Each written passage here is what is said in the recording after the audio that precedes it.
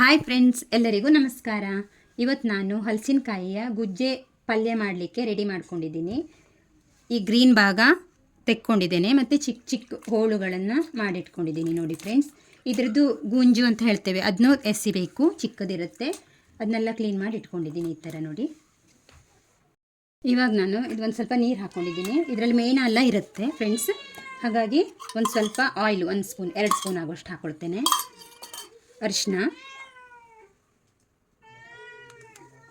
ಸ್ವಲ್ಪ ಉಪ್ಪು, ಇದನ್ನು ಹಾಕಿ ಒಂದು ಸಲ ವಾಶ್ ಮಾಡ್ಕೊಳ್ಬೇಕು. ಇದರಲ್ಲಿ ಮೇಣ ಇರುತ್ತಲ್ಲ, ಈ ಮೇಣ ಎಲ್ಲ ಹೋಗುತ್ತೆ, ಬಾಯಿಗಂಟಲ್ಲ, ಹಾಗಾಗಿ ಈ ಥರ ವಾಶ್ ಮಾಡ್ಕೊಳ್ಬೇಕು.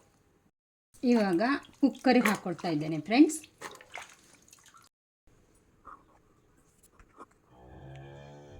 ರುಚಿಗೆ ತಕ್ಕಷ್ಟು ಉಪ್ಪು ಹಾಕ್ಕೊಳ್ಬೇಕು. ಸ್ವಲ್ಪ ಟರ್ಮರಿಕ್, ಅರ್ಧ ಲಿಂಬೆಹಣ್ಣು ಗಾತ್ರದ ಹುಣಸೆ ಹಣ್ಣು ತೊಗೊಂಡಿದ್ದೀನಿ ನೋಡಿ. ಇವಾಗ ನಾನು ಈ ಕುಕ್ಕರ್ನಲ್ಲಿ ಬೇಯಿಸ್ಕೊಳ್ತೇನೆ. 3 ವಿಸಿಲ್ ಹಾಕಿದ್ರೆ ಚೆನ್ನಾಗಿ ಬೇಯುತ್ತೆ ಅದು. ಇವಾಗ ನಾನು ಪಲ್ಯಕ್ಕೆ ಸಾಂಬಾರ ಪದಾರ್ಥನ ರೆಡಿ ಮಾಡ್ಕೊಳ್ತಾ ಇದ್ದೇನೆ. ಸ್ವಲ್ಪ ಕೊತ್ತಂಬರಿ, ಧನಿಯಾ, ಇದು ತಂಪಾಗುತ್ತೆ. ಸ್ವಲ್ಪ ಸಾಸಿವೆ, ಒಂದು 1/2 ಸ್ಪೂನು. ಜೀರಿಗೆ, ಗ್ಯಾಸ್ಟ್ರಿಕ್ ಎಲ್ಲ ಆಗಬಾರ್ದು ಅಂತ 1 ಸ್ಪೂನು ಅಥವಾ 1.5 ಹಾಕ್ಕೊಳ್ಬೋದು, ಹೋಳು ಎಷ್ಟಿದೆ ಅಂತ ನೋಡಿಕೊಂಡು. ಸ್ವಲ್ಪ ಮೆಂತೆ, ಒಣಮೆಣಸಿನ್ಕಾಯಿ ನಿಮಗೆ ಎಷ್ಟು ಬೇಕು. ಖಾರ ಜಾಸ್ತಿ ತಿನ್ನೋರಾದರೆ ಜಾಸ್ತಿ ಹಾಕ್ಕೊಳ್ಳಿ, ಕಡಿಮೆ ತಿನ್ನೋರಾದರೆ ಕಡಿಮೆ ಹಾಕ್ಕೊಳ್ಳಿ. ತೆಂಗಿನ ತುರಿ ಹಾಕ್ಕೊಳ್ತಾ ಇದ್ದೇನೆ. ಇವಾಗ ಇದನ್ನು ತರಿಯಾಗಿ ಬೇಯಿಸ್ಕೊಳ್ಬೇಕು.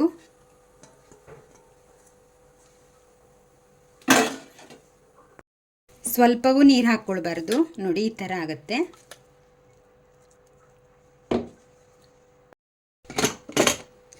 ಫ್ರೆಂಡ್ಸ್ ನೋಡಿ ಎಷ್ಟು ಚೆನ್ನಾಗಿ ಬೆಂದಿದೆ ನೋಡಿ. ಇದನ್ನು ಲೋಟ ಅಥವಾ ಕಲ್ಲು ಇದಿದೆ ನೋಡಿ, ಸ್ಮ್ಯಾಶರ್, ಇದನ್ನು ತಗೊಂಡು ಈ ಥರ ಸ್ಮ್ಯಾಶ್ ಮಾಡ್ಕೊಳ್ಬೇಕು. ಸ್ವಲ್ಪ ಇಲ್ಲದೆ ಹೋದರೆ ಮಿಕ್ಸರಲ್ಲಿ 1 ರೌಂಡು ಬೇಯಿಸ್ಕೊಂಡ್ರು ಚೆನ್ನಾಗಿರುತ್ತೆ. ನಾನು ಇದನ್ನು ತಗೊಂಡು ಸ್ಮ್ಯಾಶ್ ಮಾಡ್ಕೊಳ್ತಾ ಇದ್ದೇನೆ ಫ್ರೆಂಡ್ಸ್.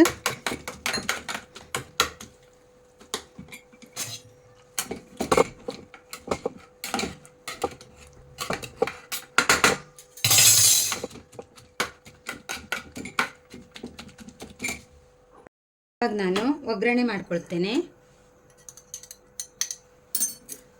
ಆಯಿಲ್ ಹಾಕ್ಕೊಳ್ಬೇಕು. ಇದಕ್ಕೆ ಜಾಸ್ತಿ ಆಯಿಲ್ ಇದ್ದರೆ ಚೆನ್ನಾಗಿರುತ್ತೆ. ಒಂದು 6 ಸ್ಪೂನ್ ಹಾಕಿದ್ದೆ. ಸಾಸಿವೆ 1 ಸ್ಪೂನು, ಉದ್ದಿನಬೇಳೆ, ಕಡಲೆಬೇಳೆ,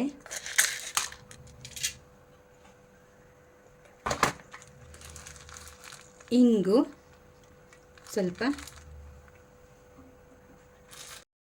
ಸ್ವಲ್ಪ ಟರ್ಮರಿಕ್ ಹಾಕ್ಕೊಂಡಿದ್ದೀನಿ. ಗ್ರೀನ್ ಚಿಲ್ಲಿ, ಇದು ರೆಡ್ ಕಲರ್ ಆಗಿದೆ. ಕರಿಬೇವು,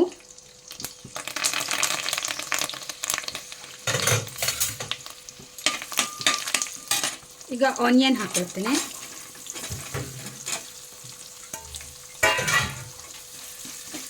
ಸ್ವಲ್ಪ ಫ್ರೈ ಮಾಡ್ಕೊಳ್ಬೇಕು.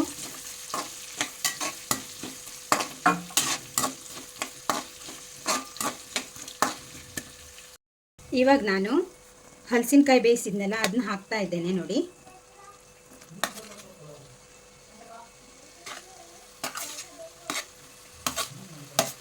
ಪರಿಮಳ ಬರ್ತಾ ಇದೆ ಗಮ್ಮಂತ ಒಗ್ಗರಣೆದೆಲ್ಲ.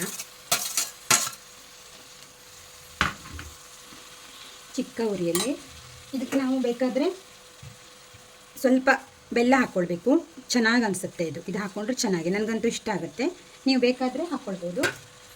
ನಾನು ಆಗಲೇ ಬೇಯುವಾಗ ಉಪ್ಪು ಹಾಕ್ಕೊಂಡಿದ್ದೆ, ಇವಾಗ ಸ್ವಲ್ಪ ಹಾಕ್ಕೊಳ್ತೇನೆ. ಮಸಾಲೆ ಎಲ್ಲ ಇರುತ್ತಲ್ಲ, ಸೊ ಹಾಗಾಗಿ ಒಂದು ಸ್ವಲ್ಪ ಹಾಕ್ಕೊಳ್ಬೇಕು. ಇದನ್ನು ನಿಧಾನ ಒಂದು ಸಲ ಮಗ್ಚ್ಕೊಳ್ಬೇಕು, ತಿರ್ಸ್ಕೊಳ್ಬೇಕು ಈ ಥರ. ಇವಾಗ ನಾನು ಬೇಯಿಸಿಟ್ಕೊಂಡಂತಹ ಸಾಂಬಾರು ಪದಾರ್ಥನ ಹಾಕ್ತಾ ಇದ್ದೇನೆ.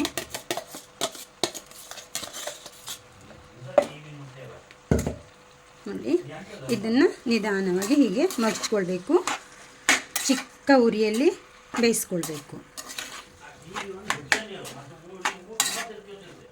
ತಿನ್ನಲಿಕ್ಕೆ ಮಸ್ತ್ ಅನಿಸುತ್ತೆ. ರೊಟ್ಟಿ, ಚಪಾತಿ, ಅನ್ನದ ಜೊತೆ ಎಲ್ಲರೂ ಇಷ್ಟಪಟ್ಟು ತಿಂತಾರೆ.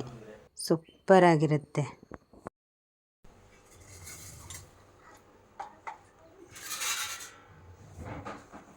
ನೋಡಿದ್ರಲ್ಲ ಫ್ರೆಂಡ್ಸ್ ರೆಸಿಪಿ. ಈ ವಿಡಿಯೋ ನಿಮಗೆ ಇಷ್ಟವಾದರೆ ಒಂದು ಲೈಕ್ ಮಾಡಿ, ಶೇರ್ ಮಾಡಿ ಮತ್ತು ಸಬ್ಸ್ಕ್ರೈಬ್ ಮಾಡಿ. ಮತ್ತೆ ಮುಂದಿನ ವಿಡಿಯೋದಲ್ಲಿ ಸಿಗ್ತೇನೆ. ಬಾಯ್.